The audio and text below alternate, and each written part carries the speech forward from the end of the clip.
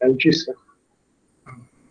Bharatendu Harishchandra is a great writer. Still, his influence is going on Indian writers as well as abroad. In Malayalam language, especially Malayalam literature, we have a great novel. Its name is Govardhanante Yatragal, The Journey of Govardhana.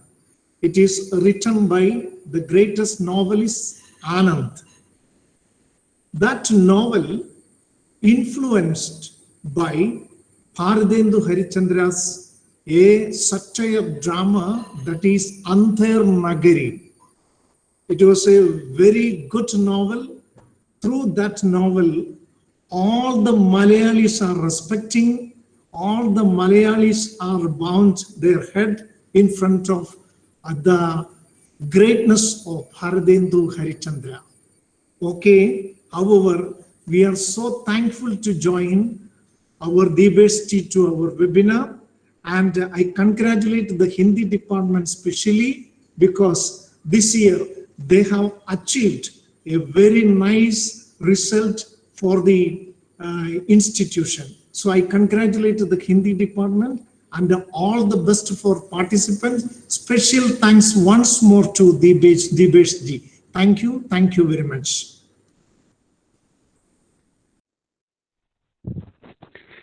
धन्यवाद जी। अब मैं इस कार्यक्रम के मुख्य वक्ता तथा भारतेंदु परिवार की 5वीं पीढ़ी के सदस्य श्री देबेश चंद्र चौधरी जी को बीच भाषण के लिए आमंत्रित करती हूँ।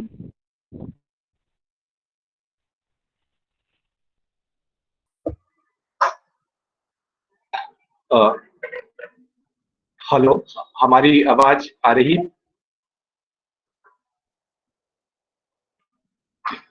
तो आप शुरू करते हैं। आ रही है, आवाज आ रही है।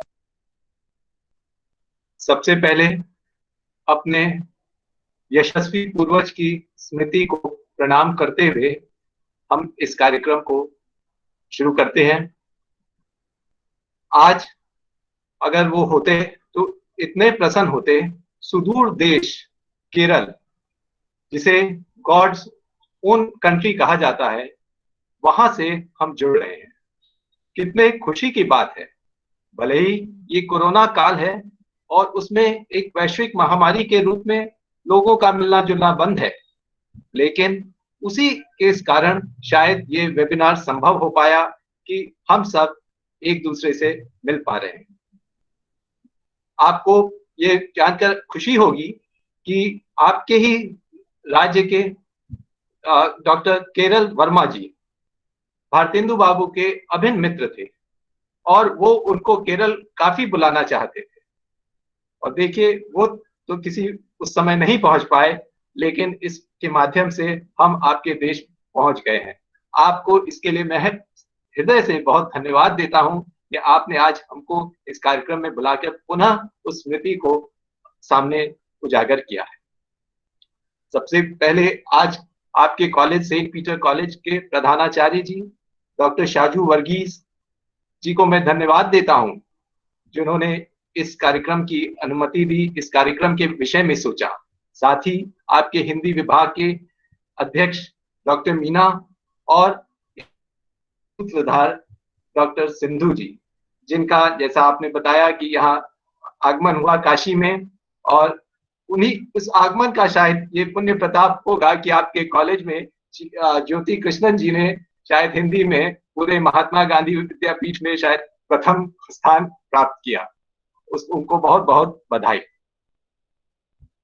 आज इस शुरू करने से पहले हम एक अपने घर का, जिससे हमारा घर आपको देख रहा है और आप हमारे घर को देखें, इस तरह का हम लोग ने एक छोटा सा प्रेजेंटेशन जिसमें अपने घर के मुख्य हिस्सों को दिखाने की कोशिश की है, वो पावर पॉइंट के स्लाइड के माध्यम से हम अभी आपको दिखाना चाहते हैं।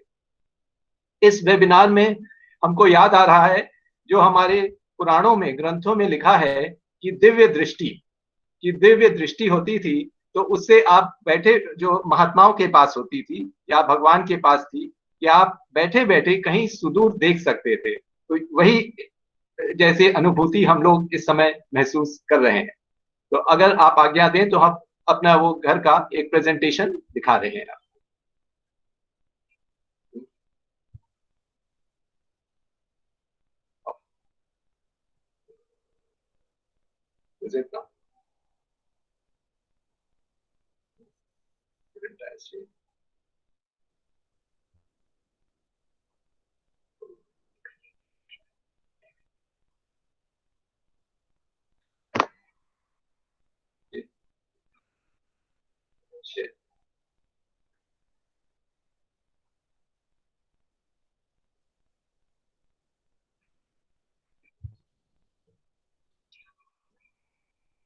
ये आज के हमारे उत्सव नायक भारतेंदु बाबू हरिश्चंद्र, जिनका ये स्टैम्प निकला था 1877 में, क्षमा करें 1977 में।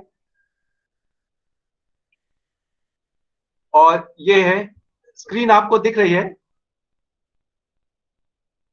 स्क्रीन तो नहीं दिख रही है। अभी शेयरिंग स्क्रीन नहीं आ रही? दिखाई दे रही है, दिखाई दे रही है। दिखाई दे रही है? उस पे भारतेंदु भवन लिखा आ रहा है। हाँ, दिखाई देता है। जी जी जी। ये हमारे घर के बाहर नागरी प्रचारणी ने 1932 में ये पटशिला लगाया था, भारतेंदु भवन। तभी से इस घर का नाम भारतेंदु भवन पड़ा। ये हमारे घर का मुख्य द्वार है। और जब आप घर के अंदर आएंगे तो ये दो चीज आपको दिखेगी, एक पालकी है और एक तामझाम। जो पालकी है, जो बंद है, इसमें भारतेंदु बाबू की मां सन 1842 में जब शादी होके इसमें आई थी, और तब से ये हमारे घर में है। और अभी तक जितनी भी बहुएं आती हैं तो ऐसी परंपरा है कि वो इसी पालकी में बैठ के आती हैं। दूसरा जो आप देख रहे हैं खुला हुआ, वो है तामझाम। तामझाम जो है ये पुरुषों के लिए हुआ करता था कि वो जब चलते थे तो वो इसी पे बैठ के जाते थे। उस समय गाड़ी तो नहीं होती थी, या अब हम लोग का घर थोड़ा अंदर गली में है तो घोड़ा गाड़ी और ये सब आने में आसान नहीं था। तो या इसी पे बैठ के गली के बाहर मुहाने तक जाते थे और फिर उसमें घोड़ा गाड़ी बग्गी जो भी है उस पे वो चले जाते थे। भारतेंदु, ये जो तामझाम कहा जाता है, जैसे हम लोग के बोलचाल की भाषा में भी है कि बड़े तामझाम के साथ आए, तो यही तामझाम में बैठकर आए। इस पे भारतेंदु बाबू के दादा बाबू हरक चंद जी ज्यादातर निकला करते थे। उसके बाद उनके पिता और भारतेंदु बाबू तो खुद भी वो भी निकलते। ये हमारे घर का आंगन है। डॉक्टर सिंधु जहां आपको बताएंगे कि इसी जगह वो लोग आए और अपना देखा उन्होंने। इसमें घर में कोई मूल परिवर्तन हम लोग ने नहीं किया है। जो बेसिक स्ट्रक्चर था घर का उसको एज इट इज रखा है कि जो भी लोग आए तो उसी समय का जो ये स्थान है उसी तरह बना है। ये हम लोग के घर का मंदिर है, निज मंदिर है।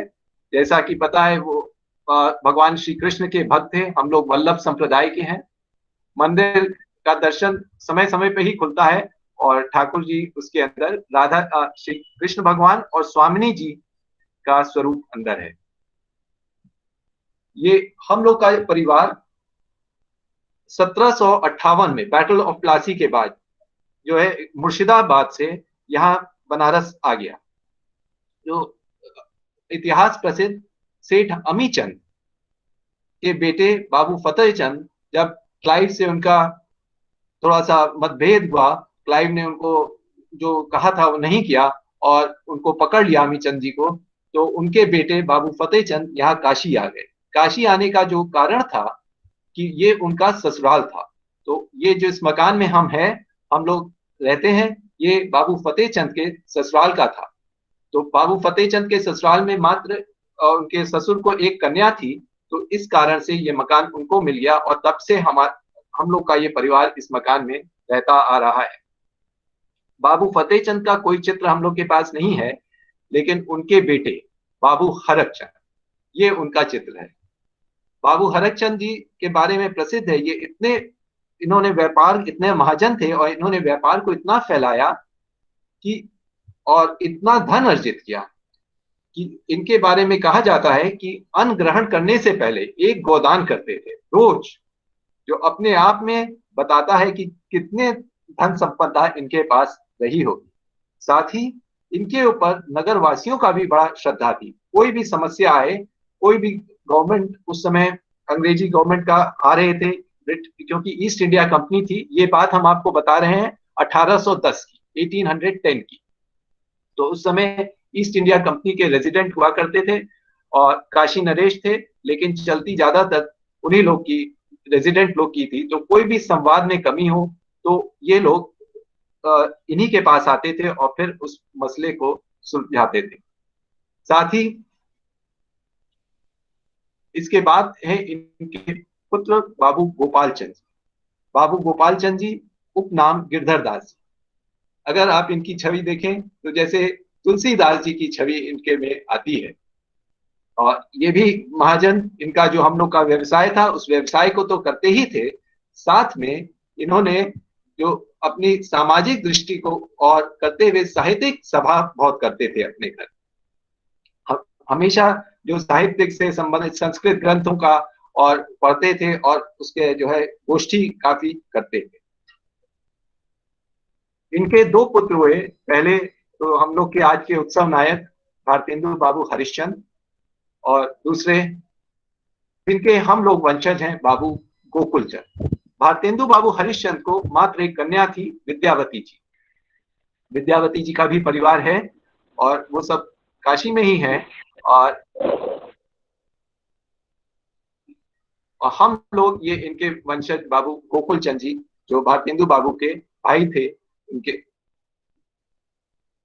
ये बाबू गोकुल चंद जी के बेटे बाबू ब्रजचंद और बाबू ब्रजचंद जी के बेटे बाबू कुंवरचंद। ये जो राजसी वेश ये लग रहा है, इसका कारण है कि शुरू से ही काशी नरेश परिवार से हम लोग का बड़ा संबंध था। तो दादाजी यानी बाबू कुंवरचंद जी, ये काशी नरेश से इनका बहुत ज्यादा संबंध और भी प्रगाढ़ था, तो अक्सर ये वहां जाते थे। तो वहीं का ये चित्र है। हमारे पूज्य पिताजी बाबू गिरीश चंद जी, जो बीएचयू में जियोलॉजी के प्रोफेसर थे, और इन्होंने ही भारतेंदु बाबू के लिए बहुत काम किया। उनकी बहुत सारी जो चीजें थी उसको दोबारा निकाला, प्रकाशित कराया, और जो भी हम लोग आज जान रहे हैं, हमको जितना भी पता है, सब इन्हीं के कारण। ये हम हैं भारतेंदु बाबू की 5वीं पीढ़ी दीपेश चंद्र चौधरी, और ये हैं हमारे बेटे 6ठी पीढ़ी कंदर्प चंद्र। अब ये भारतेंदु बाबू की कुछ अलग अलग तरह के चित्र, अलग अलग छवि, जो भी इनकी दिखता था। इनका जो वर्ण था थोड़ा श्याम था, लेकिन इनके घुंघराले बाल और पान का इनको बड़ा शौक था, और इत्र का भी बहुत शौक था। तो कहीं भी ये जाते थे तो उस सभा को ये कहते हैं लोग कि महका देते। ये जैसा केरल वर्मा जी, केरल के राज परिवार से, जिनके बारे में अभी हम आपसे बता रहे थे, जिससे इन्होंने भारतेंदु बाबू को, अभी हम आपको एक चिट्ठी भी दिखाते हैं। ये देखिए 30 नवंबर 1873, 30 नवंबर 1873 को ये चिट्ठी लिखी, जिसमें वो आग्रह कर रहे हैं भारतेंदु बाबू से कि आप केरल आइए और यहाँ पे जो है अनंत नारायण जी का मंदिर है और जनार्दन जी का है, उसको आके दर्शन करें। शायद भारतेंदु बाबू ने उनसे इलायची के बारे में कुछ पूछा था, तो उसके बारे में भी ये बता रहे हैं कि ये तो हमारे यहाँ बहुत अच्छा होता है, और आप यहाँ आइए तो आपको हम उसकी भरपूर मात्रा में उपलब्धता करा देंगे। और जब भी आप आएंगे तो ये हम लोग के लिए बहुत खुशी की बात होगी, और कृपया ये मौका छोड़िए नहीं, प्रे डोंट डिसअपॉइंट अस करके उन्होंने ये चिट्ठी लिखी। ये भारतेंदु बाबू की मंडली है, बीच में खड़े हैं भारतेंदु बाबू। रामवीर सिंह जी, ये इनकी प्रेस थी जिससे ज्यादातर उनका साहित्य छपता था। उनके भाई गोकुल चंद जी और रामशंकर व्यास जी, जिन्होंने इनको भारतेंदु टाइटल के लिए जिन्होंने सुरसुदा निधि में लिखा। ये परम वैष्णव भारतेंदु बाबू। और इधर जो दो चित्र देख रहे हैं आप, तो इनके परम प्रिय मित्र बद्री नारायण चौधरी, प्रेम घन, ये मिर्जापुर में थे, और खड़े हुए जो है ये भारतेंदु बाबू। ये हम लोग का वंशावली है, और जिसमें आप देखेंगे भारतेंदु हरिश्चंद्र जी थोड़ा सा हाईलाइट किए गए हैं, और ऊपर राय बालकृष्ण है। ये वंशावली जो है अपने वंश का जो शुरू की दौर है, ये भारतेंदु बाबू ने ही ये एक तरह से बनाई थी। उसके आगे की तो हम लोग के पास जैसे जैसे बढ़ते गए लोग चल रहे हैं। ये जैसे बाबू फतेहचंद, बाबू हरकचंद, बाबू गोपाल चंद, फिर बाबू गोकुल चंद, रथचंद जी, और इस तरह करके किस तरह से हम लोग उनके वंशज हैं, ये आपको दिख रहा है। ये है भारतेंदु बाबू का खानदान, जिससे वो लिखा करते थे। ये अभी हम लोग के पास है। उनकी ज्यादातर चीजें तो कला भवन जो बीएचयू में है उसको दे दी गई कि वो अपना संरक्षण भी कर सकते हैं, और साथ ही कि जो बाहर से लोग आते हैं तो ज्यादातर कुछ लोग तो हिम्मत करते हैं कि चलो घर चल के देख आए, उस पवित्र भूमि को दर्शन कर लें जहाँ पे भारतेंदु बाबू रहते थे। लेकिन बहुत लोग समय अभाव के कारण या शहर के अंदर होने के कारण नहीं आ पाते। तो ये सोच के कि बीएचयू तो सब लोग के लिए आसान है पहुंचना, और उसका संरक्षण करना भी उसके लिए आसान है, ज्यादातर चीजें भारत कला भवन को दे दी गई। लेकिन ये उनका इत्रदान, भारतेंदु बाबू को इत्र लगाने का बड़ा शौक था, और ये उनका इत्रदान है। ये उसपे चांदी का ही है। उस समय तो ज्यादातर चीजें चांदी की ही हुआ करती थी। और ये उनका हस्ताक्षर, और ये तो शायद आप लोग पहचान सकें जो आपकी पूरी टीम यहाँ आई थी। और हम लोग का लिए तो बहुत अच्छा रहता है कि जब भी कहीं दूर देश या पास से कोई भी भारतेंदु बाबू का प्रेमी अगर यहाँ आए तो हम लोग हमेशा उसका स्वागत के लिए तत्पर हैं। जब चाहे आप आए। और स्टॉप शेयर।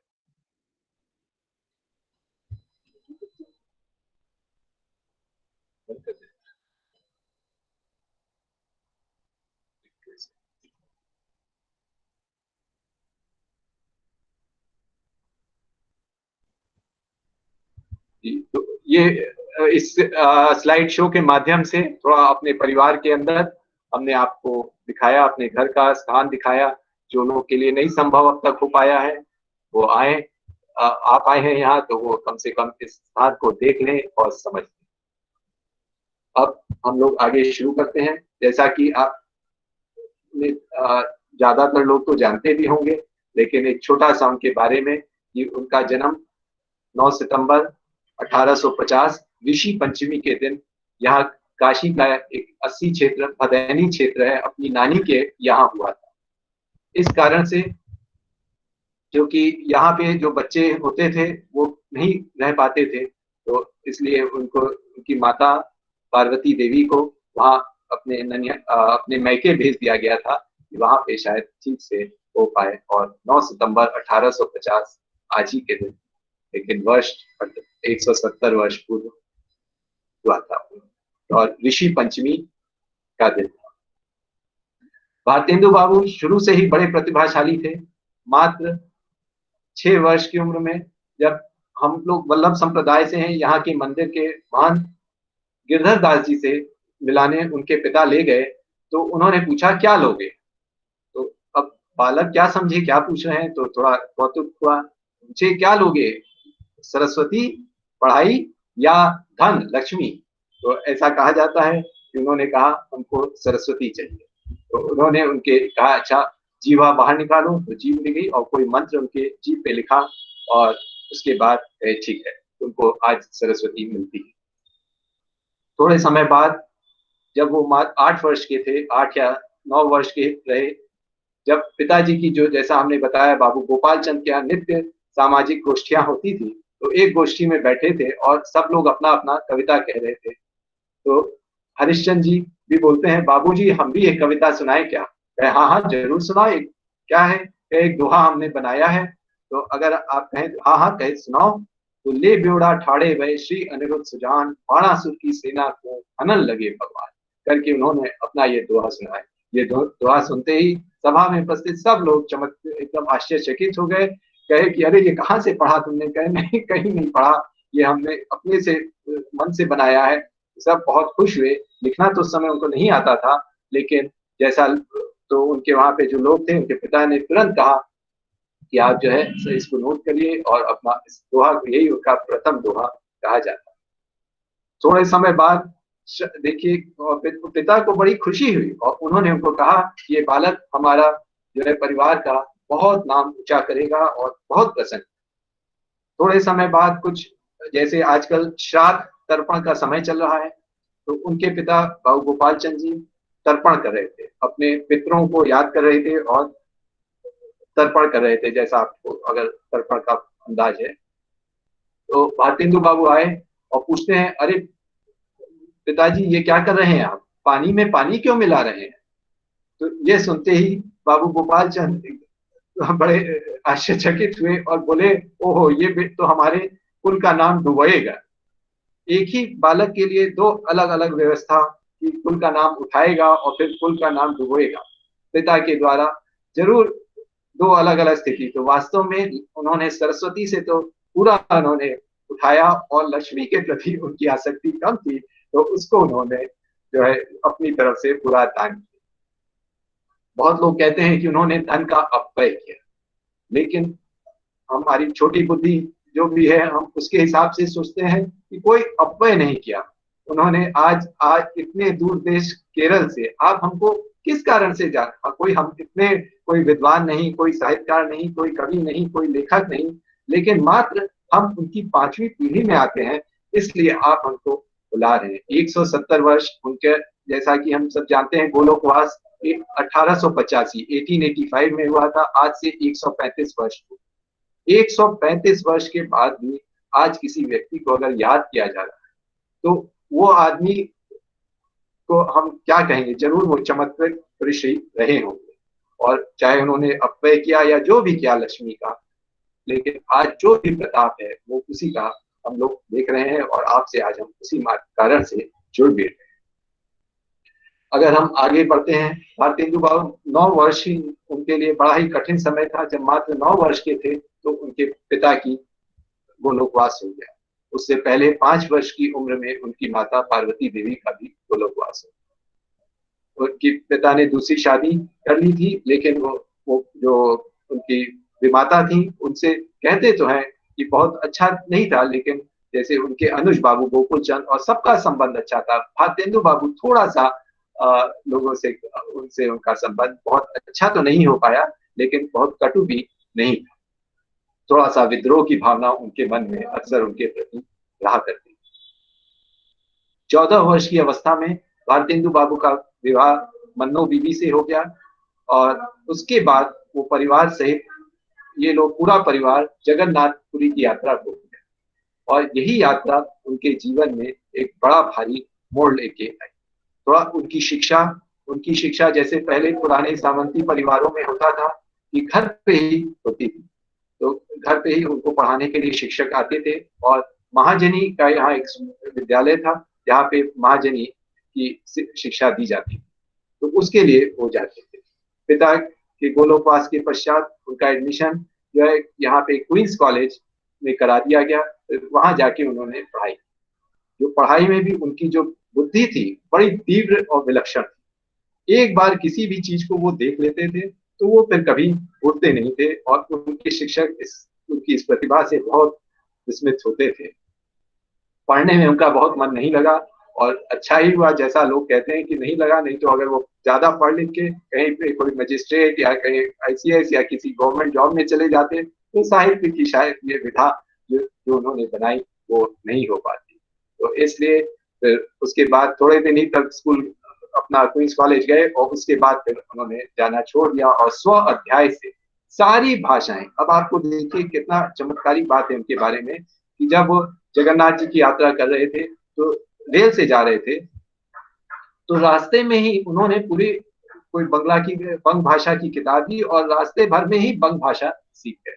और ये जो यात्रा थी, जैसा हमने अभी आपको पहले भी कहा, कि यही इस यात्रा में बंगला भाषा और बंगला उन्होंने साहित्य को पढ़ के और उसको समझा, और नव जागरण की जो चेतना उनके अंदर जागृत हुई, तो वही जो लौ जागृत हुई, वो आगे चल के इनको भारतेंदु ही बना के गए। उसके बाद भारतेंदु बाबू ने 16 वर्ष की अवस्था में एक विद्यालय की स्थापना की जिसका नाम चौखंबा स्कूल। उनको लगा कि पढ़ाई एक ऐसा माध्यम है जिससे कि अपने देश को और अपने को शिक्षित किया जा सकता है, और जब लोग शिक्षित होंगे तभी उनका विकास या उन्नति संभव है। अगर यहाँ के लोग शिक्षित नहीं होंगे तो फिर वो कोई काम नहीं कर सकते। अंग्रेजों से उनको बहुत ही प्रेम था, अंग्रेजों से इस चीज को वो बहुत मानते थे कि अंग्रेजों के कारण हमारे देश में शिक्षा आई, रेल आई। लेकिन शुरू में तो उनको अंग्रेजों के प्रति जितना भी अंग्रेजों ने जितना काम किया उनको लगा वो सब हमारे देश के लिए कर रहे हैं। लेकिन जैसे जैसे जब उन्होंने देखा ये रेल चलने का जो काम है, ये नहीं है कि हमारे देश के लोग एक दूसरे से मिले, एक दूसरे के पास जाएं, देश की उन्नति में हो, बल्कि ये रेल तो कच्चा माल ढोने के लिए आई है। तो यहाँ के हिंदुस्तान के कामगारों का, हिंदुस्तान के जो चीजें हैं उसको उठा के, सामान को, कच्चे माल को इंग्लैंड पहुंचा के वहां के मशीनों द्वारा सस्ता माल तैयार कर भारत के लोगों को एक तरह से उनके ऊपर विदेशी गुलाम, विदेशी वस्तुओं का गुलाम बनाने में सहायक होगी। तब उनके अंदर उनके प्रति भी विद्रोह की भावना उत्पन्न हुई। और विद्रोह, लेकिन उनको पता था पानी में रह के मगर से बैर नहीं कर सकते, तो इस तरह उन्होंने अपने लेखों और अपनी बातों के नाटक के माध्यम से अपनी चीजों को आम जनता तक पहुंचाया, बताया। और अभी हम लोग उसके बारे में भी बताएंगे कि कैसे कैसे उन्होंने क्या क्या इस चीज में किया। 16 वर्ष की अवस्था में जो चौखंबा स्कूल, अब चौखंबा स्कूल देखिए, ये जो स्कूल था मात्र 5 बच्चों से शुरू किया, और उसमें जितने भी जो शुरू में बच्चे आए सबको वो किताबें, पेंसिल, स्लेट सब मुफ्त में दी जाती थी। उसमें कोई किसी चीज के लिए कोई पैसा जो है नहीं उसमें लिया जाता था, और मुफ्त शिक्षा थी। अपने भाई के साथ अपने घर में ही हम लोग का जो ये अब निवास है, जो जिसे भारतेंदु भवन अब नाम दिया गया है, इसी में उन्होंने पढ़ाना शुरू किया। फिर धीमे धीमे जैसे विद्यार्थियों की संख्या बढ़ती गई, उसमें शिक्षकों का उन्होंने रखा, और फिर थोड़ी सरकारी सहायता भी मिलने लगी। और आज जो स्कूल है कम से कम 5000 बच्चों, जैसे आपका सेंट पीटर स्कूल है इसमें इतने बच्चे पढ़ते, कॉलेज है, क्षमा करिएगा, उसी तरह हरिश्चंद्र में कॉलेज भी बन गया है जिसमें लड़कियों के लिए अलग है, लड़कों के लिए अलग है, और फिर हायर एजुकेशन BSc MSc के लिए एक इनका कॉलेज भी है, और साथ ही एक इन्होंने बी फार्मा और MBA की क्लासेस शुरू करने के लिए भी एक कॉलेज अपना खोला है। इनके 4 कैंपस हमारे शहर में है जिसमें कम से कम 5000 बच्चे पढ़ते हैं, और उनके प्रताप से, उनके आशीर्वाद से कॉलेज निरंतर प्रगति है। भारतेंदु बाबू ने अब देखा कि अगर हमको कुछ जानना है, लोगों को जोड़ना है, तो सबसे अच्छा माध्यम जो है समाचार पत्र है। इसी के लिए उन्होंने कवि वचन सुधा नाम का अपना सबसे पहला समाचार पत्र 1868 में निकाला। 1868 उनके लिए कई मायने में अच्छा वर्ष है। क्यों? क्योंकि इसी में उन्होंने अपना सबसे पहला नाटक जानकी मंगल खेला। लिखा नहीं, खेला। खेलने का मतलब ये है कि यहाँ बनारस में एक नेशनल थिएटर है जिसे नाच घर कहा जाता है। कैंट एरिया है अंग्रेजों का, जहाँ पे मिलिट्री और सब रहने का स्थान था। वहाँ पे अंग्रेजों का एक नाच घर था, और उसमें एक हिंदी नाटक पंडित शीतला प्रसाद त्रिपाठी द्वारा रचित जानकी मंगल खेला जाने था, जिसमें शहर के सभी संप्रांत व्यक्ति और महाराज ईश्वर नारायण सिंह जो यहाँ के काशी नरेश थे वो भी आने वाले थे। जब भारतेंदु बाबू पहुंचे वहां तो पता चला कि आज का ये प्रोग्राम कैंसिल हो गया। कारण क्या है? कारण ये है कि जो बालक, जो लक्ष्मण बनने वाला पात्र था, वो बीमार पड़ गया है, तो इस कारण सारी नहीं हो पाएगा, तो इसको आज कैंसिल किया। तो कह रहे इसमें कोई बात नहीं, लाओ उसके संवाद हमको दो, हम उसका जो है पात्र निभाएंगे। अरे इतना बड़ा पात्र है, कैसे आप अभी ना आपको संवाद याद है? दो देखें संवाद, और आधी घंटे के अंदर ऐसा कहा जाता है उन्होंने उसके सारे संवाद पढ़ के और उसके बाद सबको सुना दिए कि लोगों को विश्वास हो जाए कि हाँ भाई आप नहीं गलत कह रहे हैं। और फिर वो सब लोग बड़े प्रसन्न हुए और वो नाटक खेला गया, और सब महाराज भी बहुत खुश हुए कि तो इनकी वजह से ये काम हो गया। और तो तब से उनको नाटक का भी जो है शौक हुआ, और फिर उसके बाद उन्होंने नाटक लिखना शुरू किया। और सबसे पहला नाटक अपना जो कहते हैं, उनके अपने लिए तो कहते हैं कि हमने बाद में लिखना शुरू किया, जो पहला नाटक उनके पिता बाबू गोपाल चंद जी ने नहुष लिखा था। उन्होंने जो अपना पहला नाटक लिखा, तो नाटक ना होके वो अपने स्वरचित ना होके अनुवाद था, बंगला बंग भाषा का नाटक था, उसका उन्होंने विद्या सुंदर नाम से अनुवाद किया, और उसको उन्होंने सबसे पहला उनका अपना हिंदी नाटक कहा जाता है। इसके अलावा उन्होंने कई नाटक किए, और नाटकों के माध्यम से उन्होंने जो संदेश दिए वो बहुत ही अच्छे और समझ के हैं। जैसे एक आध हम आपको बताएं कि उनका एक नाटक था मुद्रा राक्षस। मुद्रा राक्षस जो है, महानंद, चाणक्य और अमात्य, नंद वंश का समाप्त करके चाणक्य ने चंद्रगुप्त मौर्य को वहां पे सिंहासन पे बैठा दिया, लेकिन नंद वंश के जो मंत्री थे, अमात्य राक्षस, अमात्य माने मंत्री, तो वो राक्षस, वो जब उनको था कि जब तक अमात्य राक्षस चंद्रगुप्त का साथ नहीं देंगे तब तक चंद्रगुप्त ये राज को संभाल नहीं पाएंगे। तो चाणक्य ने कैसे जो है सब अपना रचा कि अमात्य राक्षस चंद्रगुप्त के साथ हो गए, और फिर उन्होंने उसको आगे बढ़ाया। उसी में वो कहते हैं कि नंद राजा बहुत ही शक्तिशाली थे, और उनके एक और मंत्री थे शक्तार। तो दोनों शक्तार और राक्षस दोनों मंत्री बहुत ही सारे राज्य संभालते थे। शक्तार थोड़ा सा स्वभाव से वो थे कि कुछ भी बोल जाते थे, तो उसका कारण ये था कि नंद उनकी बहुत सम्मान करते थे और उनका बहुत आदर करते थे, और इतनी प्रतिष्ठा बढ़ाई कि वो थोड़ा सा अपने आप को और ऊंचा समझने। तो भारतेंदु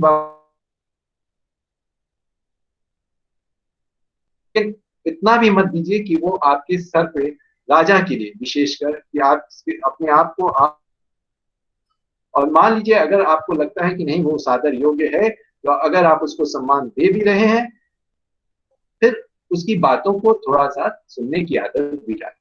शक्तार की किसी बात पे नाराज हो गए, नंद ने उनको निकाल दिया और बहुत अपमान किया। शक्तार उससे बहुत ही दुखी हुए, और वही फिर जैसा कि हम सब जानते हैं कि नंद वंश के नाश का कारण बने। तो भारतेंदु बाबू ने ये कहा कि आप अगर किसी को निकालें तो फिर उसको जड़, थोड़ा है तो कष्ट बाद में, लेकिन कि उसको फिर आप पूरी जड़ से खत्म कर दीजिए। तो आप उसका अगर कोई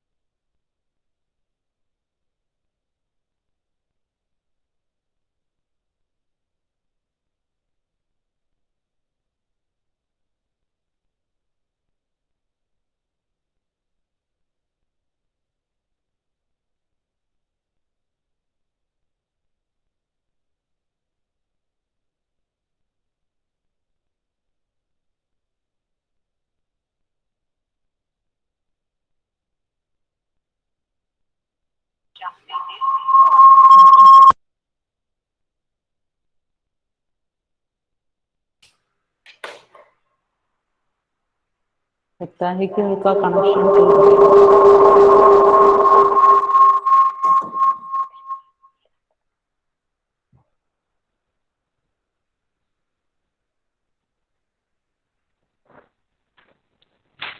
हेलो,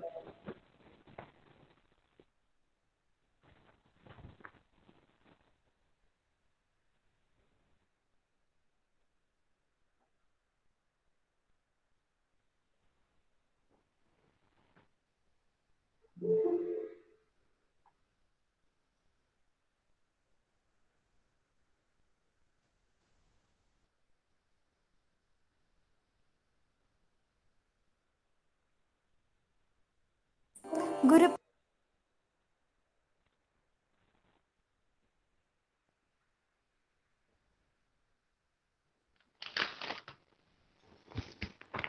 लगता है उनका कनेक्शन टूट गया है तो धन्यवाद दिखाएंगे सेदुलक्ष्मी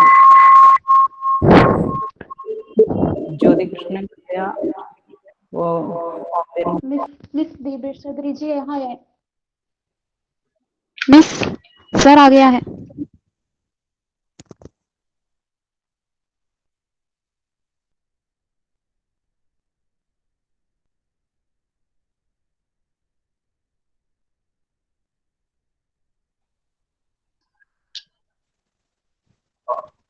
क्षमा करें, वो ऑडियो नेट चला गया था।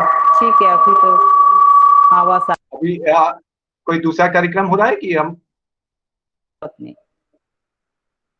कोई बात नहीं, आप शुरू कीजिए। जी देखिए, ये भी भारतेंदु बाबू की एक बात याद आती है। उन्होंने एक लिखा था, ईश्वर बड़ा विलक्षण है, तो कोई भी चीज को वो एकदम स्मूथ जिसको कहे वो नहीं चलने देते। अगर किसी का जीवन बहुत ही शांतिपूर्ण चल रहा है तो एकाएक वो कुछ ऐसी चीज उत्पन्न कर देते हैं कि वो उसमें कुछ बदलाव आए। और वास्तव में हम लोग को भी बहुत ही एक सीधा साधा रास्ता सबको पसंद नहीं है, कुछ कुछ उसमें होते रहना चाहिए। तो शायद इसीलिए ये बीच में नेट का ब्रेक आया कि कुछ व्यवधान हो, कुछ चीजें एकदम स्मूथली न हो पाए। तो इसलिए इसको हम लोग आगे बढ़ाते हुए चलते हैं कि फिर भारतेंदु बाबू ने, जैसा कि हम लोग कह रहे थे कि उन्होंने ये बात कही कि अगर आपको नहीं पसंद है तो आप उस चीज को, अगर कोई व्यक्ति को आपने, राजा ने किसी को हटा दिया है, और तो फिर उसको पूरा मूल तत्व उसका पूरा नाश कर देना चाहिए, नहीं तो उसके अंदर जो विद्रोह की भावना है वो उस राज्य का नष्ट होने का कारण बनती है।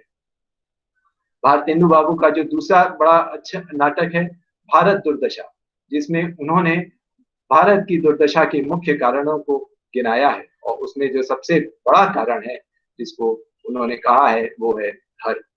धर्म से उनका तात्पर्य ये था कि जो हमारा देश पुनः सनातनी धर्म शुरू से रहा, लेकिन उसमें अलग अलग मत आ गए, कहीं वैष्णव है तो कोई शैव है, और फिर उसमें भी कई कई मतांतर, सब लोग अपने अपने हिसाब से बात करने लगे। और धर्म का जो मूल स्वरूप था, मूल स्वरूप यानी कि हमें अपने धर्म का, जहां तक उनके हिसाब से कहने का तात्पर्य यह था कि जो धर्म ये होता है कि पिता जो पुत्र के लिए करे या पुत्र पिता के लिए करे, जो कार्य करना चाहिए समाज के लिए करे, वो धर्म है। और अगर हर आदमी अपने उस धर्म को अपनाएगा तो सब कुछ सही चलेगा। धर्म का कभी ये उसको अलग अलग शैव, वैष्णव और निम्बार्क, वल्लभाचार्य ये या इस तरह के अलग अलग संप्रदाय में बांटने से आपस में कटुता और वैमनस्य बढ़ेगा। तो इसलिए उस धर्म के आने से एक हम लोग के यहाँ जो भारत की उन्नति में सबसे मुख्य कारण है जो व्यवधान उत्पन्न करता है। दूसरा, भारत की आलस्य। वो कहते थे यहाँ के लोग बहुत आलसी हो गए और संतोषी हो गए, तो अब कोई कार्य करना नहीं चाहते कि अच्छा चलो, जैसे राजाओं के लिए कहा कि अगर राजा अब राजा नहीं रहा तो वो खुश है कि अंग्रेज उनको पेंशन दे रहे हैं, कोई आदमी सरकारी नौकरी या इस तरह करके अपना काम कर ले, और बस वही संतोष परम धर्म, इसको अपना मूल मंत्र मान लिया। अजगर करे न चाकरी, पंछी करे न काम, दास मनुका कह गए सबके दाता राम। कि भगवान भरोसे हम पूरा हो गए और कोई कार्य नहीं करना चाहते। तो इस कारण से हमारे देश की उन्नति, और जो देश जो कभी विश्व गुरु हुआ करता था वो एकदम अब कहाँ नीचे गुलाम बन के रह गया है। दूसरा, आलस्य के बारे में उनका एक उन्होंने छोटा सा व्यंग भी किया है कि दो आदमी लेटे हुए थे और एक घुड़सवार जा रहा था। तो घुड़सवार से एक कहता है कि अरे सवार जा, रुको, देखो मेरे सीने पे जो ये आम है गिरा हुआ है, इसको हमको उठा के खिला दो। अरे तुम तो बड़े आलसी हो कि अपने सीने पे हमसे कह रहे हो। तो दूसरा जो लेटा हुआ था वो क्या कहता है कि हाँ हाँ ये बड़ा आलसी है, रात भर कुत्ता मेरा मुंह चाट रहा था, हमने से कहा हटा दो लेकिन इसने नहीं हटाया।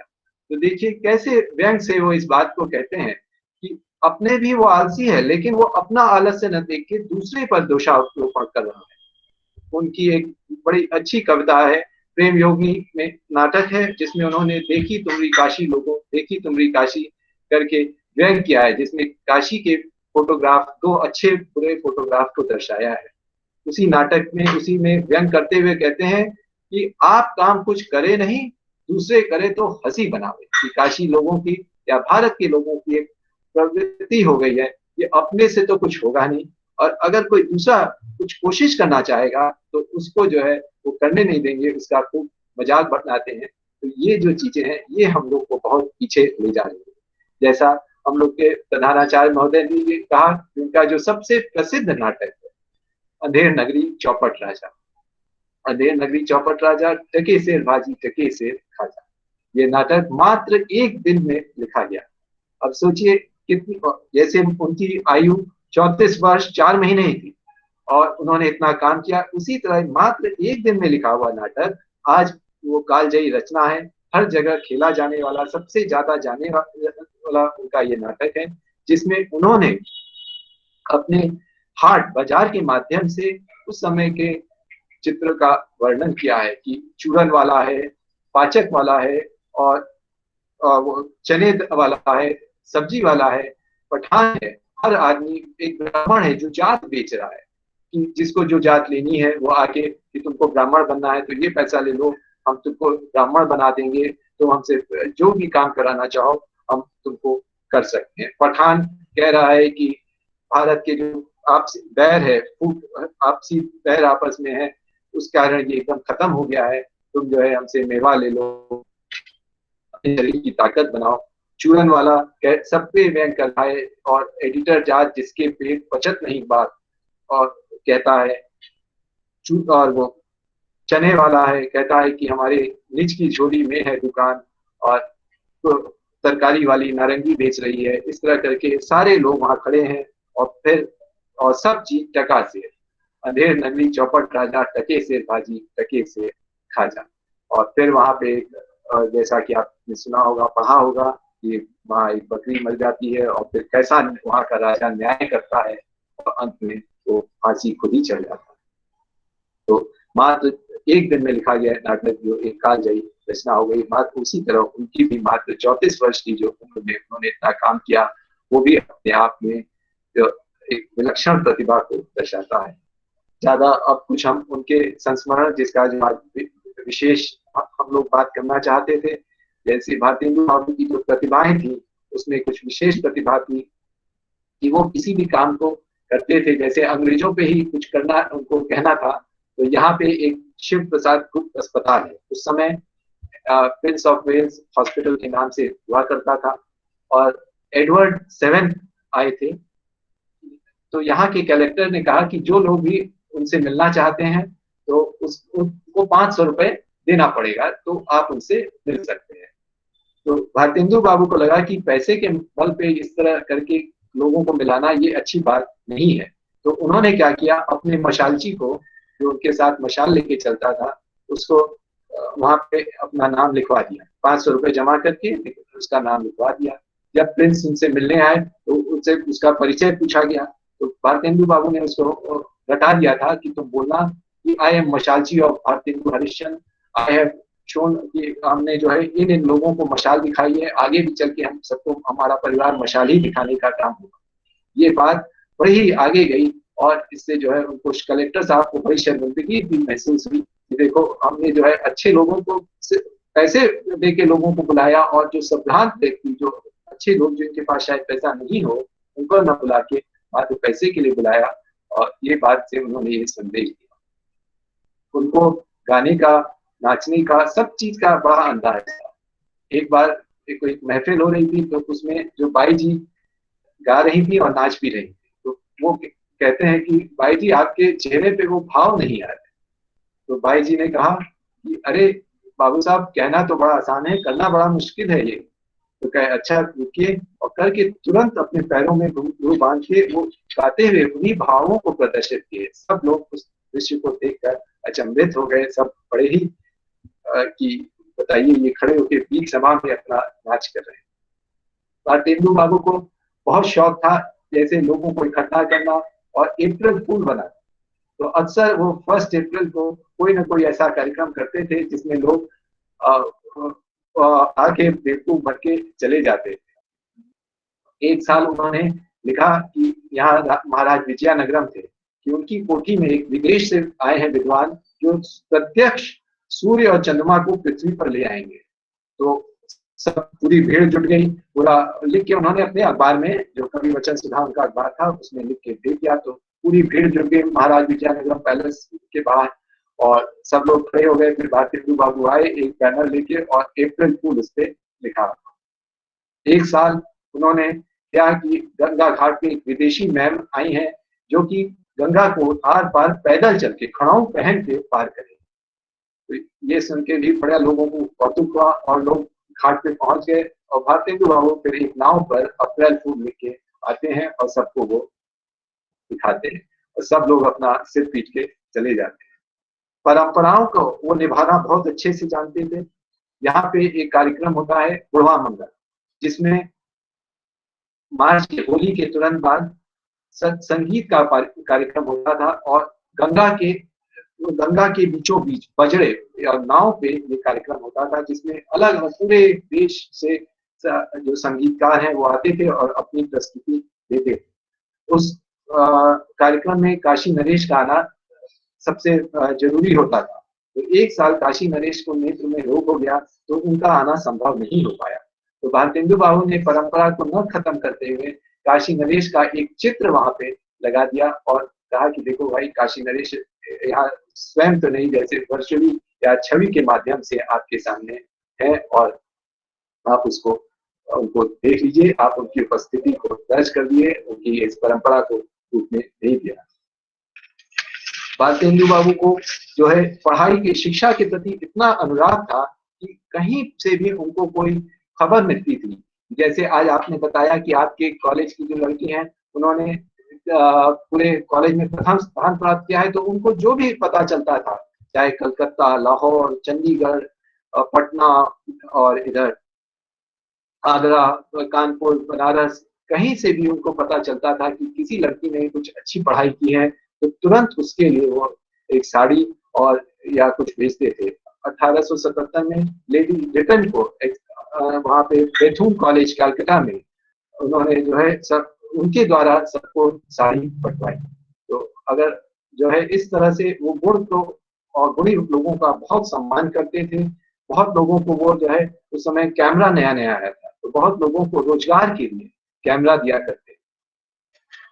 अब उनको धन का अपने प्रति कोई वो विशेष नहीं था, अनुराग नहीं था। अपने धन को वो सबको बांटते चलते थे। जो भी उनसे कुछ भी मांगता था उसको वो दे देते थे बिना सोचे। जिसने कुछ कहा, कुछ भी मांगा, तो अगर उनके लिए संभव है तो वो तुरंत उसको देने की कोशिश करते थे और देते थे। यह देखते हुए जिस तरह से वो धन का व्यय कर रहे थे तो उनकी नानी ने देखा कि अब परिवार के लिए तो बड़ा मुश्किल होगा कि इस तरह अगर ये सब कोई भी आ रहा है तो कुछ मांग रहा है तो उसको दे रहे। जैसे उनके बारे में कहा जाता है कि इत्र का इतना शौक था कि जितने दिए जलते थे तो दिए में की महक हो तो इत्र ही डाल दिया करते।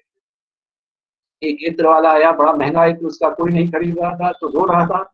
उसको बुलाया, उन्होंने पूछा क्या बात है, गए हमारा इत्र कोई नहीं खरीद रहा। तो उन्होंने कहा देखे और लेके सारे इत्र को तेल की तरह अपने बाल में रह गए। हाँ हाँ हाँ बाबू, ये क्या कर रहे हैं आप कि इतना महंगा इत्र आप इस तरह कर रहे हैं कि तुमको इससे क्या, तुम अपना पैसा लो। और इस तरह करके वो अपना धन जो है उसकी चिंता नहीं करते, जो उसको मांगता उसको दे देते थे। कभी बहुत लोग आए, किसी कहे हमारे यहाँ ये है, कभी कोई कहे कि हमारे यहाँ कुछ काम है हिंदी के लिए, वो हमेशा प्रयत्नशील रहते थे। और जितने भी कवि, जैसे उनके परम प्रिय मित्र और कविराज डॉक्टर सुधाकर द्विवेदी जी, पंडित सुधाकर महामहोपाध्याय थे, पंडित सुधाकर द्विवेदी जी, उनसे तो उनका विशेष अनुराग था। और वो जब भी उन्होंने यहाँ राजघाट पर एक पुल बन रहा था, उस समय अंग्रेजों ने पुल बनाया ट्रेन के आने, तो आके भारतेंदु बाबू को सुनाया, राजघाट पर बंधत फुल जहाँ कुलीन का ढेर, आज गए कल देखे कल आज है लौटे थे। ये सुनकर भारतेंदु बाबू इतना खुश हुए, तुरंत 100 रुपए निकाल के उनको दिया। साथ ही जितने, जैसा हमने कहा कि याचक, कोई भी याचक आए या जिसको भी वो देखे, बहुत स्वाभिमानी लोग भी होते थे जो मांगने में शर्म करते थे, तो उनको वो अपना मुट्ठी बंद करके कभी किसी तरह किसी बहाने से खूब पैसा अपना देने की कोशिश करते थे। हिंदी साहित्य को बढ़ावा देने के लिए उनका था कि कोई भी हिंदी में कोई भी ग्रंथ लिखना चाहे लिखा हो, उसको सारा छापने का जिम्मा हमारा रहेगा, साथ ही उसको पारितोषिक भी दिया जाएगा। ये नहीं कि हम सिर्फ छाप देंगे और छपवा के पैसा ले लेंगे, तो ये नहीं, उसका छाप जो खर्च है, जितने भी लोग ने कुछ भी लिखा हो हिंदी में वो उनको दे जाए और उसका छपने छपाने का सारा जिम्मा और पारितोषिक भी हमसे लेके चला जाए। एक बार बहुत सारे, चूंकि क्या कवि लोगों का दरबार लगता था, कवि आते थे और सुनाते थे अपनी कविताएं, लेकिन कई कवियों ने कहा बाबू साहब हम लोग को समय नहीं मिलता कि हम अपना कविता सुना सकें आपको, तो इन्होंने कहा ठीक है, हम लोग का जो एक बगीचा है, हम लोग उसमें एक ऐसा कार्यक्रम रख देते हैं जहाँ पे जितने लोग हैं पूरा रात दिन जब तक जिस मन न भरे पूरा कविता चलती रहेगी, और सुनते हैं वो 8 दिन तक वो कार्यक्रम चलता रहा। सारे खाने पीने की, रहने की, सबकी व्यवस्था इन्होंने ही वहां पे कर दी। इनको जो उपाधि है भारतेंदु, भारत का इंदु, भारत का चंद्रमा, ये उपाधि जो मिली, ये उस समय राजा शिव प्रसाद सितारे हिंद हुआ करते थे। वो अंग्रेजों के साथ बहुत उनका संबंध था, तो अंग्रेजों की तरफ से ये जो टाइटल थी वो राजा साहब को दी गई, सितारे हिंद। राजा शिव प्रसाद सितारे हिंद भारतेंदु बाबू के गुरु भी थे, अंग्रेजी उन्होंने उन्हीं से पढ़ी थी। तो ये, और वो उर्दू के प्रति बड़े वफादार थे और वो चाहते थे हिंदी ना होकर उर्दू भारत की राष्ट्रभाषा या देश भाषा हो। भारतेंदु बाबू हमेशा हिंदी के लिए प्रयत्नशील थे, तो इसी में दोनों के बीच विवाद होता रहता था, और उसी में लोगों ने, काशी की जनता ने भारत बाबू को कहा ठीक है, आपको सितारे हिंद है तो ये हमारे भारतेंदु हैं, भारत के चंद्रमा। और लेकिन फिर ये हुआ कि चंद्रमा तो कलंकित है, तो कहा कि नहीं, ये बीच के चांद है, जो ईद का या बीच का जो चांद होता है वो बहुत महीन होता है और उसमें कोई कलंक नहीं होता, और इसीलिए तब से इनको भारतेंदु कहा जाने लगा। ये 1880 की बात है। सत्यवादिता जैसा उनका नाटक था, सत्य हरिश्चंद्र, उन्होंने बच्चों के लिए एक नाटक लिखा अपने मित्र के कहने पे, जिससे कि बच्चों में सत्य बोलने की जो है क्षमता आए। और उन्होंने कहा कि सत्य का जो पथ है वो बड़ा ही कष्टप्रद है, लेकिन अंत में विजय उसी की होती है। चंद्र करे सूरज करे, करे जगत व्यवहार, कह दृषि हरिचंद को करे न सत्य विचार। ऐसा कह के और बच्चों को उन्होंने प्रेरणा दी कि आप हमेशा, भले ही कितना भी कष्ट आए, लेकिन आप कोशिश करिए कि आप सत्य बोलेंगे। तो और राजा ने इसमें मुख्य तो वो कहते थे कि राजा को सत्य, अगर राजा जैसा होगा, राजा भी अगर सत्य बोलेगा, सत्य के पद पर चलेगा, तो प्रजा अपने आप सत्य के पद पर चलेगी। ये संदेश उन्होंने देने की इस नाटक के माध्यम से कोशिश की।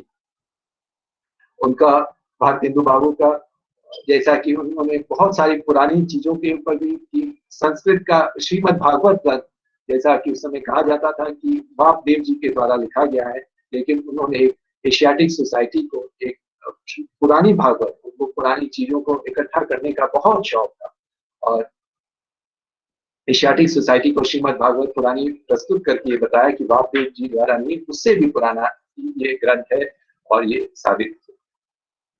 जहां तक उनके और आगे जितने भी चीजें हैं, जहां तक उनकी सत्यता की बात है, तो सत्यता की बात में उन्होंने एक बार किसी ने एक अपनी नाव देके उनसे 3000 रुपए, उस समय रुपए की बहुत कीमत हुआ, 3000 रुपए लिखवा लिया, और फिर उनके ऊपर कहा कि हमको ये 3000 रुपए दीजिए, और अदालत ने एक मुकदमा कर दिया। और मुकदमे में जो जज थे, honorary magistrate sir Syed Ahmad Khan, जिन्होंने अलीगढ़ मुस्लिम यूनिवर्सिटी की स्थापना की, वो उसके जज थे। तो वो जानते थे कि भारतेंदु बाबू को तो इसका इतना पैसे की नहीं जरूरत है, इसने झूठ बोल के ये लिखवा लिया होंगी। उन्होंने भारतेंदु बाबू से बोला कि क्या आप स्वीकार करते हैं कि आपने ये दिया है? कहे हाँ हाँ एकदम स्वीकार, हमारा साइन है, हम स्वीकार करते हैं। कहे नहीं नहीं बाबू साहब, अभी आप ठीक सही नहीं है, आप थोड़ी देर बाद आइए। तो कोई कहे ठीक है, थोड़ी देर बाद आए। फिर उन्होंने पूछा कि आप स्वीकार करते हैं? कहे अब चाहे इसने, देखिए तो मैं कोई बच्चा तो नहीं हूँ, जब इसने लिखवाया मेरा साइन है, और मैं अपने साइन को पहचानता हूँ, इस व्यक्ति को पहचानता हूँ, इसलिए जितना ये कह रहा है उतना देना मेरा फर्ज बनता है। ठीक है, तो इसके जो भी मकान दिया जाए या जो भी इसको चाहिए वो हमारी तरफ से दे दिया जाए। इस तरह करके वो सत्य थी। लेकिन यही सब कारण था कि नानी को लगा कि अब तो ये सारा धन अपव्यय कर देगा, तो उन्होंने तुरंत फिर एक अपने उनके भाई, छोटे भाई बाबू गोकुल चंद जी और बाबू हरिश्चंद्र जी के बीच में उन्होंने एक पार्टीशन कर दिया सारी धन दौलत का, और उनको आधा उनको और बाकी पैसा इनको दे दिया। आज जो भारतेंदु बाबू का पैसा तो बहुत ही जल्दी खत्म हो गया, और फिर लेकिन बीच बीच में आता रहता था, तो वही कभी आए कभी जाए, और इस तरह उनका जीवन थोड़ा सा कष्ट था।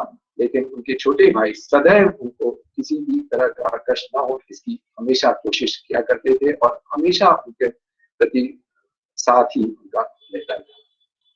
और कभी दोनों भाइयों में कभी कोई वैमनस्यता की बात हम लोग ने तो नहीं सुनी, और जितने भी इतिहासकार साहित्यकार उन्होंने भी कभी इस बात को नहीं प्रकट किया कि उनके बीच में आपस में कोई ऐसा समय खड़ा था। भारतेंदु बाबू इस तरह करते हुए उन्होंने बहुत जगह की यात्राएं की, उनको घूमने फिरने का बहुत शौक था। उनको दिल्ली यहाँ उस समय वो लाहौर तक गए, लाहौर से भी उनका संबंध इस तरह था कि वो लोग कहते थे लाहौर में जो टीयू यूनिवर्सिटी थी कि वहाँ के कि आप आइए और यहाँ पे वाइवा संस्कृत का जो वाइवा का एग्जाम है वो आप दीजिए। और वो गए भी, और लाहौर गए, उस समय आगरा गए, ब्रज क्षेत्र की यात्रा की, पुष्कर गए, और इधर बंगाल तो वो काफी गए थे। इस तरह उनको घूमने का भी बहुत शौक था। साथ ही यहाँ पे बनारस के पास ही अयोध्या क्षेत्र के पास एक शहर है बस्ती, तो जब वहाँ बस्ती गए तो बस्ती को देख के कहते हैं अगर ये बस्ती है तो उजाड़ क्या है करके उन्होंने उस जगह का, क्योंकि बस्ती बहुत ही छोटा शहर था और वहाँ पे रहन सहन की आसानी नहीं थी। साथ ही उनको जो उनके जो लिखने उनके मिलने वाले थे, उनके जो जिनसे उनका हमेशा बात होता था, तो महाराज उदयपुर के महाराज सज्जन सिंह जी से उनका बड़ा घनिष्ठ संबंध था। रीवा के महाराज काशी नरेश, आपके केरल के तो हमने आपको चिट्ठी लिखाया केरल वर्मा जी से, और साथ ही ईश्वर चंद विद्यासागर जी, केशव चंद सेन जी, फ्रेडरिक रेडकॉर्ड जी, और कई लोगों से उनका बड़ा ही आत्मीय संबंध था, और चिट्ठी पत्री एक दूसरे से। और राधा चरण गोस्वामी जी जो वृंदावन के थे, उनसे भी वो अक्सर वार्ता करते रहते थे। इस तरह उनका जो विशाल व्यक्तित्व, हम कोई विद्वान तो नहीं, कोई साहित्यकार भी नहीं, कोई कवि भी नहीं, लेकिन जितना हमने पढ़ा उसके बारे में, उनके बारे में जाना, हमने आपको बताने सुना है। ज्यादातर चीजें हमने सब सुनी है। जो लोग आते हैं, हमारा घर द्वार, आप हमारा क्या कहें, ये तो घर हमारे पूर्वजों का है जिसके हम संरक्षण करते आ रहे हैं। आप लोग के आने से एक चीज हमको बड़ी समझ में आती है, जैसे लोग कहते हैं कि क्यों अपने पूर्वजों को या अपनी जैसे भारत देश की, कि हमारा भारत देश विश्व गुरु था, क्यों हमें अपनी पुरानी संस्कृति को याद, क्योंकि वो एक बड़ा गर्व महसूस करती है। जब हमको जैसे हम हैं तो हमको भारतेंदु बाबू के वो हमारे पूर्वज थे, इससे हमको एक बड़ा अभिमान भी होता है, गर्व भी होता है, और ये प्रेरणा भी देता है कि हम उनकी जो ये भूमि है उसको संरक्षित करके रखें और उसको वैसा ही बनाए रखें कि जिससे आप जैसे जो साहित्यकार लोग हैं, जो पढ़ने लिखने वाले लोग हैं, या जो भी उनके प्रति प्रेम इच्छा रखने वाले लोग हैं, वो जब आए तो इस घर को वैसा पाके वो देख के खुशी होके जाए, उनको किसी तरह का निराशा ना हो कि ये घर वैसा नहीं रहा, या अब हम घर हमारा स्वागत नहीं कर रहा है जो भारतेंदु बाबू ने किया था। उनके जीवन, भारतेंदु बाबू अपने जीवन चक्र को एक नाटक मानते थे। वो कहते थे कि ये हम लोग जो है, जैसा शेक्सपियर की इस बात से वो उनका अनुमोदन था कि world is a stage where every man has his part. जब वो अपनी अंतिम समय जब उनसे उनका हाल चाल पूछने उनके घर की जो काम करने वाली थी कि क्योंकि स्त्रियां तो उतना नहीं जाती थी, तो वो घर की काम वाली गई उनके पास कि बाबू साहब सुबह कैसी तबीयत कर रही है। तो उन्होंने कहा हमारे जीवन नाटक का नित्य प्रोग्राम नित्य नया छप रहा है। पहले दिन ज्वर का, दूसरे दिन दर्द का, तीसरे दिन खांसी का सीन हो चुका है। अब देखें लास्ट नाइट कब होती है। और उसी दिन 6 जनवरी 1885 को फिर वो इस अपने शरीर को त्याग के जिस स्थान को मैं कहते हुए अपने अपनी वाणी को विराम देता हूँ। जो हमने जितना पता था उसको आपको बताने की कोशिश की, और आपको बहुत बहुत धन्यवाद कि आप सबने इतने ध्यान से सुना, उसके लिए आप सब बहुत धन्यवाद।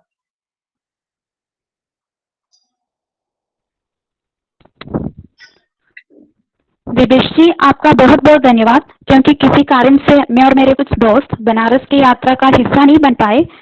आपने इस दृष्टि प्रस्तुति से हमारा वह दुख भी दूर कर दिया। आपने हमें भारतेंदु वंशावली परिवार उनके बारे में जो ज्ञान दिया वह हमारे लिए बहुत महत्वपूर्ण है। वैसे हम सबको पता है कि भारतेंदु जी न केवल एक व्यक्ति है बल्कि खुद एक इतिहास है, जिनके व्यक्तित्व एवं कृतित्व का वर्णन करने के लिए शब्द कम पड़ जाएंगे। अभी तक हमें उनके बारे में किताबें, गूगल तक से मिलने वाले ज्ञान ही थे, लेकिन उनके बारे में उनकी ही पांचवी पीढ़ी के किसी सदस्य से सुनना ये हम सबके लिए एक बात हुआ। उन्होंने हमारे साथ बिताया, ये हमारे लिए बहुत महत्व है। धन्यवाद। हमें केरल के क्लासिक मोहन की प्रस्तुति है सेदलक्ष्मी। പ്രണാമം. എല്ലാവർക്കും എൻ്റെ നമസ്കാരം. ഞാൻ മോഹിനിയാട്ടമാണ് ചെയ്യുന്നത്. ആദ്യമായി മോഹിനിയാട്ടത്തിലെ ഗണപതി സ്തുതിയാണ് ചെയ്യുന്നത്. തെറ്റുകുറ്റങ്ങൾ ക്ഷമിച്ച് എല്ലാവരും എന്നെ അനുഗ്രഹിക്കണം.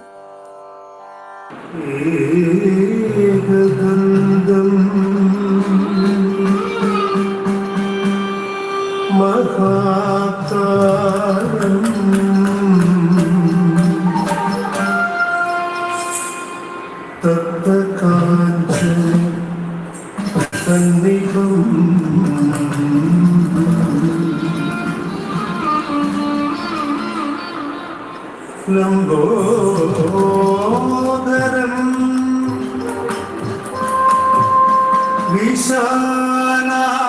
വിശാലാക്ഷം വന്ദേഹം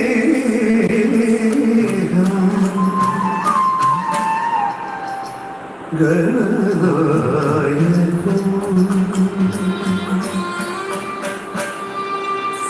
ചിത്ര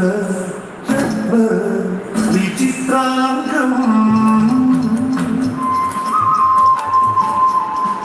ചിത്രമാല വിഭൂഷിതം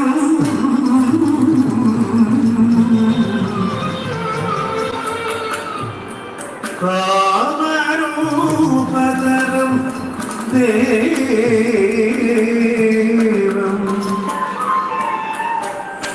വന്ദേഹം ഗണനായകം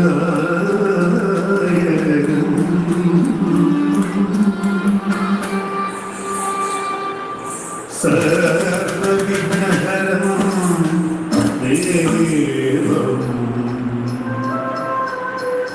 സർവവിഘ്നവിവർജിതം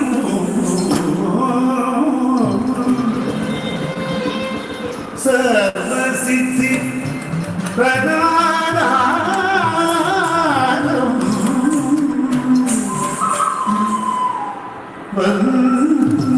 വന്ദേഹം ഗണനായകം വന്ദേഹം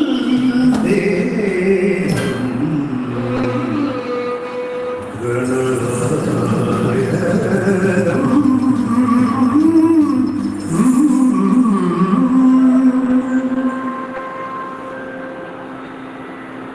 അടുത്തതായി മോഹിനിയാട്ടത്തിലെ ഒരു പദമാണ് ഞാൻ ചെയ്യുന്നത്. എല്ലാവരും എന്നെ അനുഗ്രഹിക്കുക.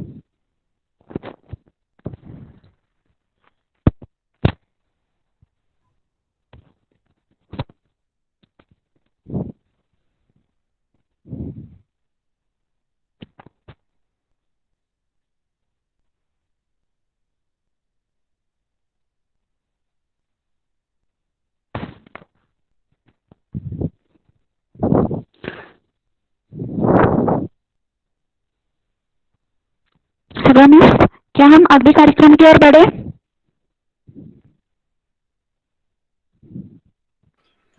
एक बार कोशिश करो।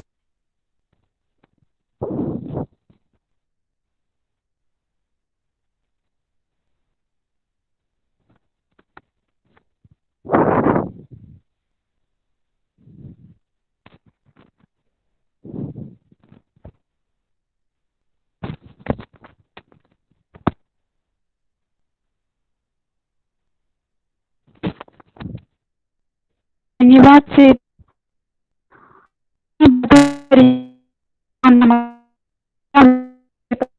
करने के लिए ज्योति कृष्णन को अनुरोध करती हूँ।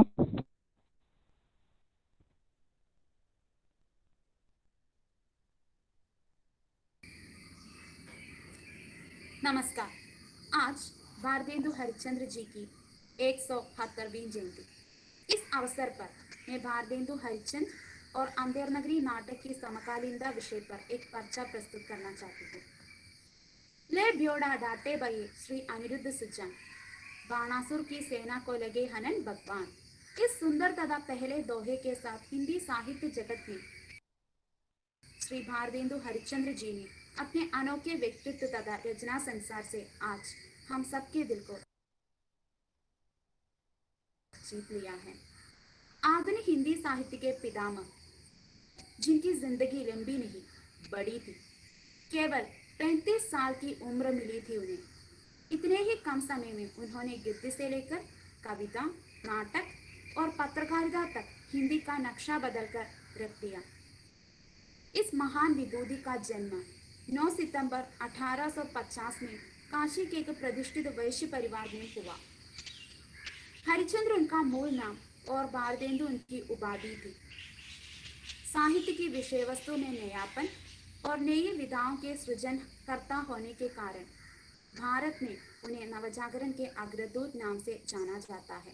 देश की गरीबी, पराधीनता, शासन वर्ग के अमानवीय शोषण का चित्रण उन्होंने साहित्य का लक्ष्य बना लिया। निज भाषा उन्नति है, सब उन्नति को मूल कहकर उन्होंने हिंदी को राष्ट्रभाषा के रूप में प्रतिष्ठित करने की कोशिश की।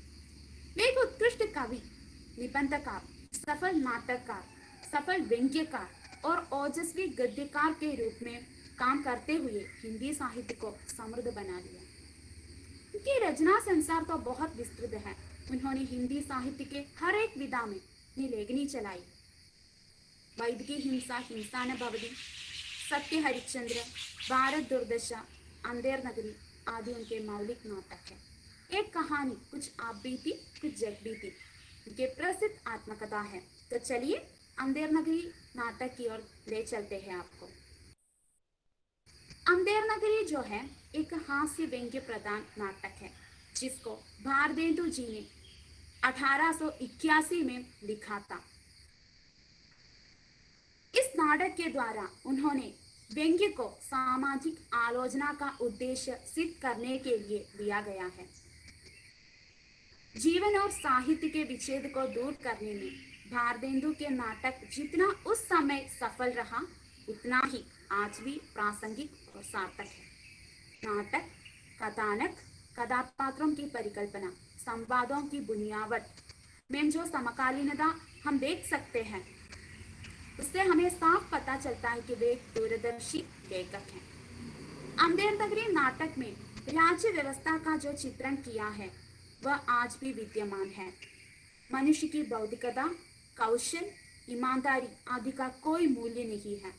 नौकरशाही की असंवेदनशीलता का जो समस्या इसमें उड़ाया गया है वह भी आज के समाज में हम देख सकते हैं। आज के लोकतांत्रिक प्रणाली में नेताओं आदि के जो अयोग्यता, मूर्खता आदि एक कड़वी सच्चाई है, जिनके पास शक्ति तो है लेकिन बुद्धि और विवेक नहीं है। ऐसे ही एक चौपट राजा, आप सबको याद होगा अंधेर नगरी में एक चौपट राजा है जिनके पास बुद्धि भी नहीं है लेकिन शक्ति है, जिसको न्याय अन्याय में कोई फर्क नहीं मालूम।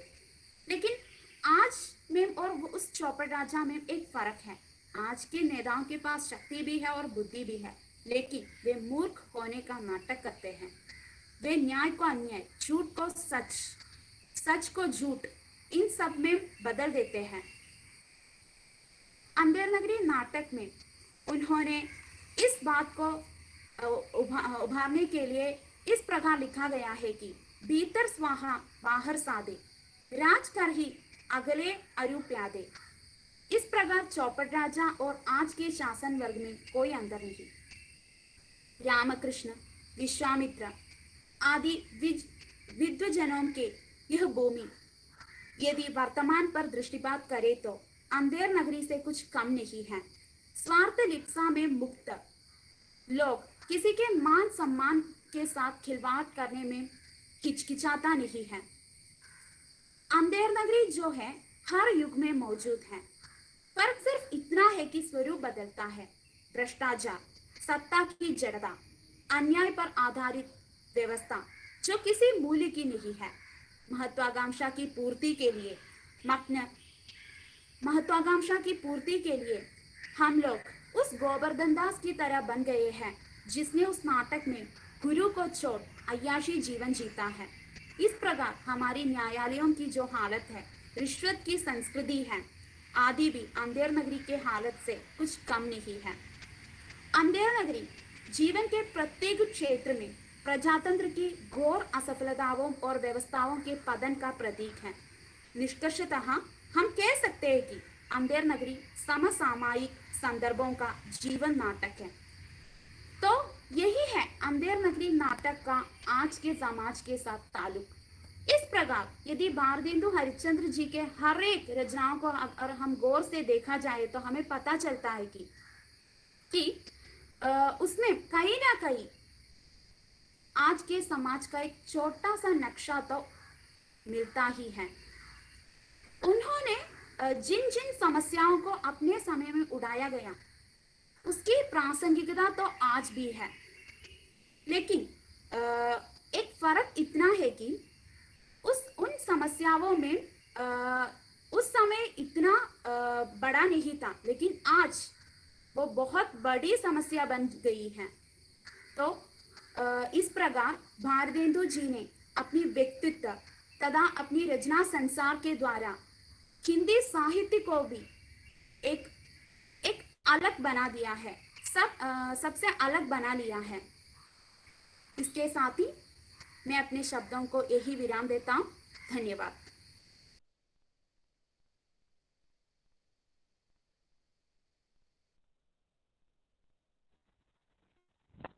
धन्यवाद ज्योति जी। मैं कृतज्ञता ज्ञापन के लिए सिंधी प्रिय जी को आमंत्रित करती हूँ।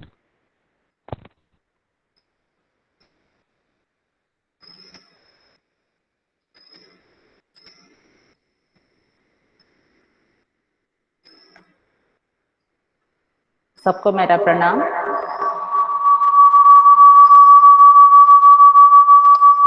आज हमारे लिए एक विशेष दिन है। पिछले साल इस समय हम भारतेंदु भवन में ही उपस्थित रही थी। मैं ही नहीं, मेरे साथ 16 छात्राएं भी काशी गई थी और वो हमारे लिए आज भी बताते हैं कि एक जीवन में स्मरणीय एक ट्रिप रहा था। वो भारतेंदु भवन हम गए थे और प्रसाद जी के घर गए थे, प्रेमचंद जी के घर गए थे। तो हमारे लिए एक बड़ा अनुभव ही मिल गया था काशी घूमकर। आज भारतेंदु जी के स्मृति के सामने समस्त हिंदी परिवार की ओर से, विशेषतः सेंट पीटर्स कॉलेज के हिंदी परिवार की तरफ से शत नमन।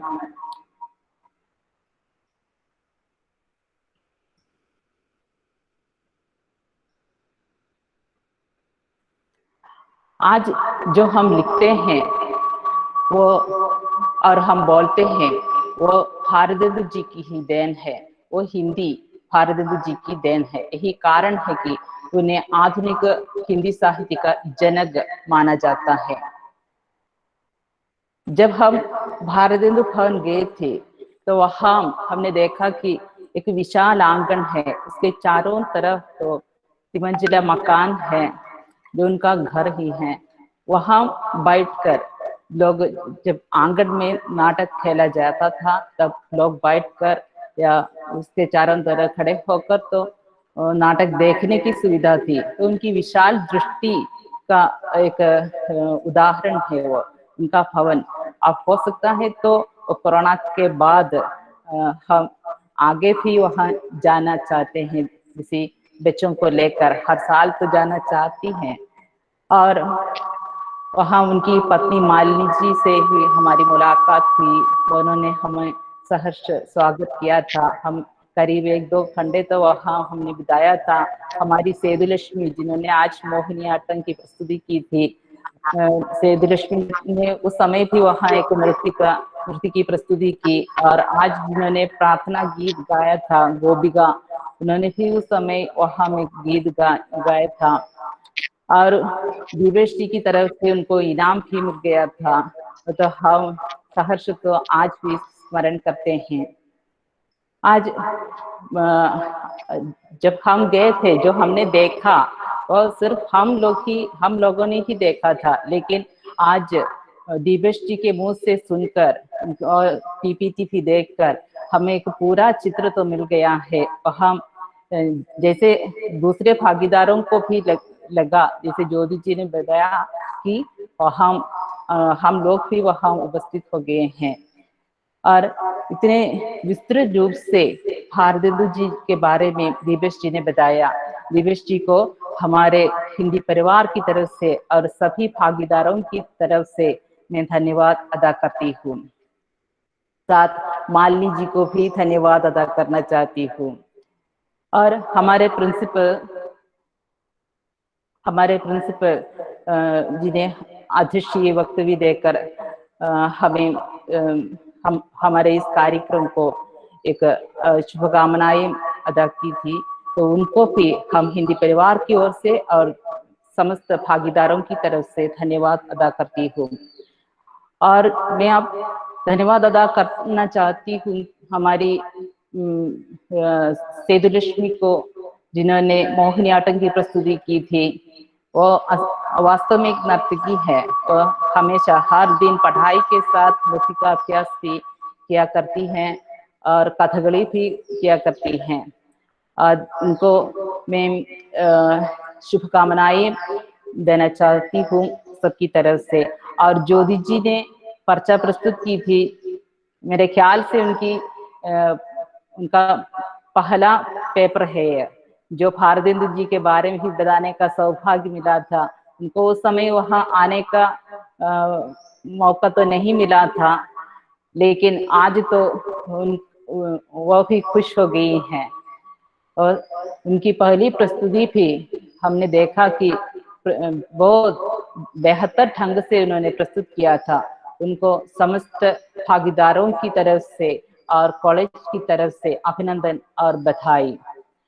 और केरल के बाहर से भी कुछ लोगों ने रजिस्टर किया, भाग लिया, उनको और इस कार्यक्रम के समस्त भागीदारों को सेंट पीटर्स कॉलेज की तरफ से, हिंदी विभाग की तरफ से मैं धन्यवाद अदा करती हूँ।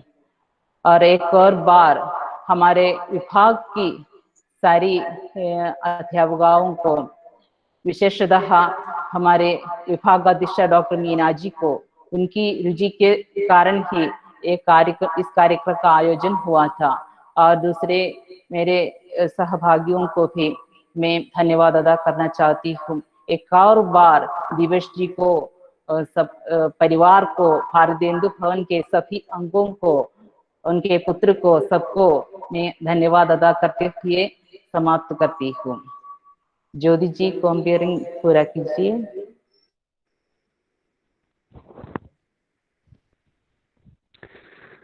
धन्यवाद।